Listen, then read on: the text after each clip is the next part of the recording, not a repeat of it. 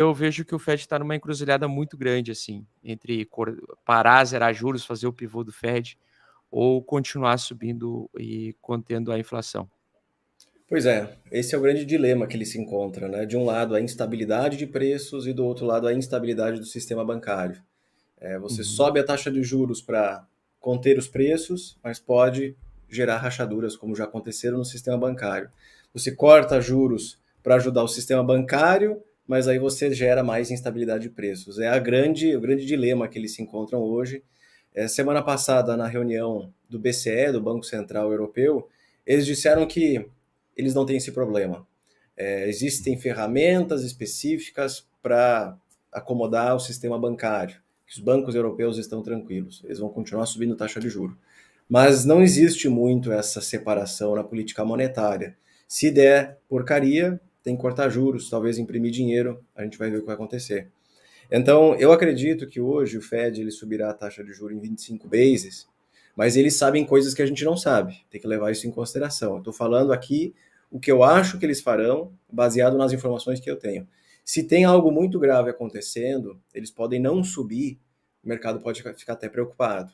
Ah, não, mas se não subir vai ser ótimo. Olha, eu não sei até onde é ótimo para mercados, porque eles sabem de algo que a gente não sabe. Seria meio que um desespero por parte do Fed de que nós vamos parar de subir, aconteceu alguma coisa, queremos avaliar como esse evento impactou os preços, né? Para quem não sabe, um tipo de instabilidade bancária como essa, isso impacta decisões de investimento por parte das empresas, decisões de consumo por parte dos consumidores. Isso pode, inclusive, fazer a inflação cair um pouco mais rápido. Pode fazer a inflação cair um pouquinho mais Uhum. rápido. Temos que ler os indicadores de março para entender como esses bancos quebrando influenciaram na atividade, na inflação, no payroll e blá blá blá. Eu acho que eles vão subir 25, continuar aí nessa trajetória de elevar a taxa de juros para controlar a inflação, uh, e por enquanto avaliar o cenário que está acontecendo, olhar para os números, para os dados, porque realmente o que aconteceu não foi pequeno. Eles agiram muito rápido, isso foi positivo. Agiram muito Sim. rápido e sem utilizar as ferramentas de política monetária. Porque eu li Uhum. esses dias o seguinte, alguém comentou que o mercado está ficando muito vicioso, é muito viciado. Qualquer coisinha o mercado pede corte de juros e pede impressão de moeda. Tanto é que na semana ali que o mercado estava entrando em parafuso, os treasuries caíram um monte, né? De 5% para 4 e pouco, 3 e pouco. O mercado Uhum. gritando recessão. O mercado gritava a recessão. Uhum. Então o mercado está muito viciado. Em qualquer instabilidade, ele pede corte de taxa de juro, pede impressão de moeda, sendo que nem sempre é necessário. Eu acho que o Fed deu uma dentro de logo resolver esses problemas sem se desesperar. Perfeito. O Guilherme Oliveira tem toque, ele tem transtorno obsessivo compulsivo, daí ele tá pedindo só pra tu ajeitar o fio de cabelo aí. Pronto. Show. Agora ele consegue conviver em paz. Agora ele consegue voltar a viver tranquilo. Muito bem, senhores. Então nós temos o seguinte, o Igor Delamey, ele até pedi para ele mostrar os dados aí, porque o ouro me chamou a atenção, né? À medida que o Fed tomou aquela decisão de abrir a janela de empréstimo para os seus filhotes banqueiros, a gente teve as commodities se valorizando. E o Bitcoin, que é visto por alguns, né, investidores como uma reserva de valor, uma proteção, Um ele porto acabou seguro? acompanhando junto o ouro, né? Exato. Isso aqui tem duas comparações que eu fiz. Uma um pouquinho mais velha, ali desde agosto, mas essa aqui me chamou muito a atenção, que é desde o dia 10. Foi quando começou a dar pau ali nos bancos, né? Aqui, esse período é que o Bitcoin está aberto, né, durante a noite, e o ouro está fechado, por isso que tem esse gap, e aqui tem mais um gap. Mas dá para ver como esse mercado vem reagindo, né, os dois muito semelhantes, até aqui o dia 23, no caso ontem, né, ontem ou hoje. Deixa eu ver, dia 20 e 21, né? Os dois mercados acompanharam juntos essa alta, eles defenderam os investidores nesse período, certo? Então, S&P, porque antes tinha uma correlação entre S&P e Bitcoin, né? Os dois caíam quando a taxa de juros subia. Aí isso agora parece que se quebrou. quebrou, o S&P caiu puxado para baixo por causa dos bancos, e aí aqui Bitcoin subiu junto com o ouro como uma defesa na carteira do investidor, né? Então, só que aqui, a partir desse momento, a coisa meio que parou de... Essa correlação parece que se quebrou. Olhando no diário, eu vi uma outra comparação aqui desde agosto do ano passado. Tem aqui uma peculiaridade do ouro, que ele começou a subir muito antes do Bitcoin, aqui por novembro e dezembro, que foram as notícias de reabertura da China. A China reabrindo, commodities voltaram a puxar, especialmente as metálicas, minério de ferro, cobre, platina e o ouro. E aí depois os dois continuaram andando juntos aqui nesse período, né? Foi só 2 postagens que eu fiz apenas comentando sobre criptos, que eu achei bem interessante, porque como eu sempre digo, não é a minha área de expertise, né? Sim.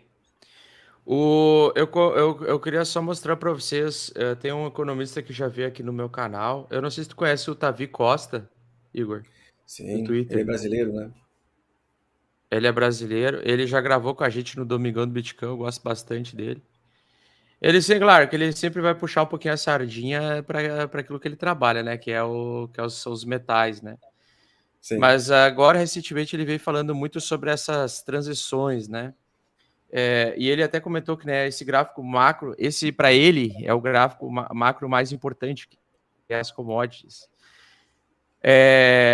da década, na verdade, né? E ele acredita que a gente está passando por uma transição de crescimento para valor.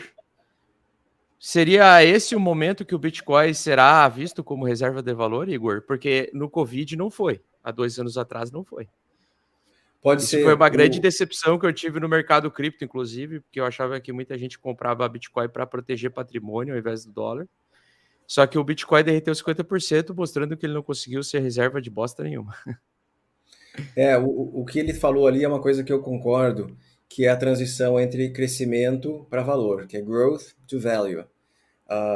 Desde 2008, 9, 10, quando deu lá a crise do subprime nos Estados Unidos, o juro ficou baixo por muito tempo, né? E nesse período não fazia sentido investir naquelas empresas que pagam dividendos, que crescem um pouquinho todo ano. Você ganhava muito mais dinheiro com empresas de crescimento e tecnologia. Tecnologia. Agora a coisa parece que está mudando, né? Que é sair de empresas de crescimento para empresas de valor que são muito baratas. Eu acompanho uma gestora chamada GMO, que eles falam a mesma coisa. Eles têm a mesma visão. Eu, inclusive, já fiz uma aula sobre isso, sobre deep value. São empresas de muito valor, empresas que são descontadas, que são baratas, que é difícil de encontrar nos Estados Unidos e é muito fácil de encontrar no Brasil. Voltando aqui para o assunto, é uma transição de investimento em empresas de crescimento para empresas de valor. Eu concordo com isso. E tu acredita que a gente vai entrar no super ciclo de commodities? Porque supostamente se as pessoas do mercado cripto acreditarem que Bitcoin é uma commodity, como tem se falado por aí, né? Eu ainda acho, né, que o Bitcoin sim, ele tem potencial de ser uma commodity digital, tem potencial de ser mais valioso que o ouro, porém, a grande questão é o comportamento dos investidores de cripto. Ele é para esse sentido ou ele é muito mais especulativo? Porque se ele continuar sendo muito mais especulativo, geralmente a venda é descarregada, né? Ele é bem especulativo. O que me chama a atenção é o seguinte: se as commodities continuarem valorizadas nos próximos anos, as taxas de juros serão mais elevadas no mundo. E, na minha opinião, deu para perceber nesses últimos anos que o grande vilão, o grande inimigo das criptomoedas é a taxa de juros. Então, tem essa questão que tem que ser levada em consideração. Eu não sei como ele vai reagir a isso, mas se as taxas de juros permanecerem mais altas por mais tempo, isso é, sei lá, 2025, 6, 7, como que ele vai sobreviver nesse período, como ele vai oscilar nesse período, eu não sei. Eu não sei, mas deu para perceber que recentemente, mesmo com o juro subindo, ele está reagindo super bem, né? Tá reagindo bem. Mas eu acho que ele está reagindo bem, porque eu até comento sempre pro pessoal, existe uma armadilha de liquidez entre 28 mil a 34 mil dólares, que eu venho batendo muito nessa tecla. Eu acredito que mesmo que o mercado entre em bull market depois, né, eu acho improvável. Eu acredito que 90% dos investidores em cripto vão perder dinheiro esse ano, talvez mais até. Acho que 95, 94% dos investidores de cripto vão perder dinheiro esse ano. Porque eu acho que as pessoas deste mercado não estão preparadas para lidar com um movimento de baixa tão longo. Porque eu acredito que a gente está muito na onda especulativa, ainda vejo altcoins subindo. Se fosse só o Bitcoin subindo, beleza, eu ia estar mais tranquilo, mas como eu vejo altcoins subindo, eu acho que tem muito FOMO ainda. O mercado ainda não... A gente não sentiu os baques de uma depressão como eu já percebi, né? No mercado tradicional, essa semana, que todo mundo está falando que o Fed vai subir menos juros, daqui a pouco vai parar, tem que cuidar do sistema financeiro, não pode ser muito agressivo, já deu para ver lá nos Estados Unidos as empresas especulativas subindo 20, 30, 40, 50%. Né? GameStop ontem acho que subiu 50%. Então, dá para perceber que toda vez que o mercado ele cria uma nova narrativa de tranquilidade, o Fed não vai subir tanto juro, os mercados vão subir, cara, ele sobe com muita força. Tem muita coisa que não tem valor que sobe muito rápido. Então, toda vez que o mercado ele cria essa narrativa mais de tranquilidade e dovish, automaticamente entra muita grana no mercado, especialmente em ativos especulativos. Isso não acontecia nessa velocidade e proporção antes do Covid. É porque tem muita grana hoje, pós-Covid, que está no mercado financeiro. Né?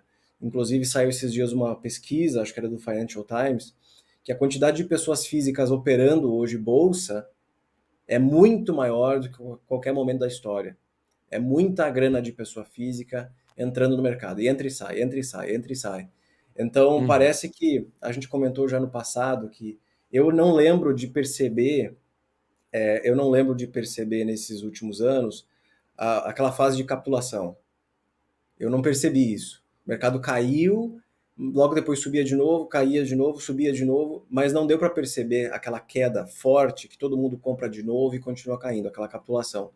Então eu acho que essa fase ainda vai acontecer. Vai ter o mercado tradicional, a galera ainda vai perder alguma grana, porque eventualmente essa taxa de juros vai bater na economia, isso vai afetar ali as companhias. Vai.